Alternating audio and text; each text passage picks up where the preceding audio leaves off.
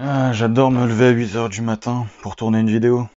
Je vous ai écouté et du coup je vais reprendre les vidéos où je parle de films. Oui, je reviens aux sources. Vous l'avez sûrement vu dans le titre, aujourd'hui on va parler de Avengers Endgame. Ce film est sorti il y a à peu près 2 ans maintenant, mais pourtant on continue d'en parler. Alors ce film est incroyable, mais il y a des choses que les fans attendaient et qui ne sont jamais arrivées. La vengeance de Hulk. Dans Avengers Infinity War, Hulk s'est fait éclater par Thanos. Et du coup, dans Avengers Endgame, les fans attendaient une revanche de Hulk où il y avait un nouveau combat et cette fois, on s'attendait à ce que Hulk prenne un petit peu l'avantage sur Thanos. Mais à la place d'un Hulk bien vénère, on a eu ça. Black Widow et Bruce Banner en couple. On sait tous qu'il y a un petit truc entre ces deux-là, mais après l'ère d'Ultron, Hulk est parti alors qu'il y avait clairement quelque chose entre ces deux-là. Quand Bruce Banner est revenu, il y a eu beaucoup de changements sur Terre et surtout une menace imminente, du coup il n'y avait pas le temps pour une petite bromance. Mais dans Avengers Endgame, il y a eu une pause de 5 ans, du coup on pouvait s'attendre à ce que leur relation évolue. Mais malheureusement à la place, on a eu ça.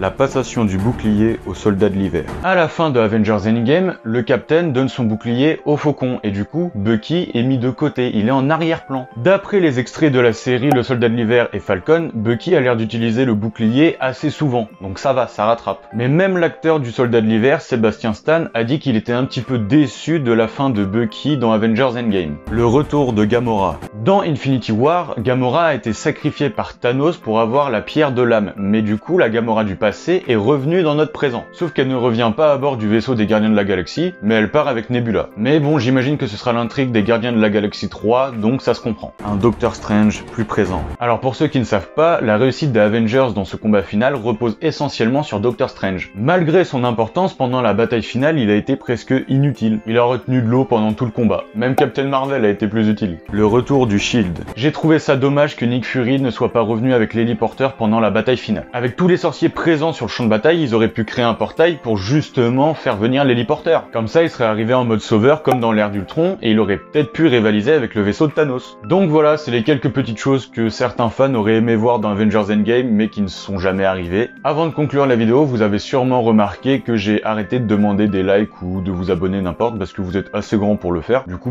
franchement, si vous avez envie de le faire, vous le faites, sinon Sur ce, moi je vous dis à bientôt dans une prochaine vidéo qui parlera peut-être d'un film ou un autre sujet, je sais pas, mais je vous dis à dans 2 semaines.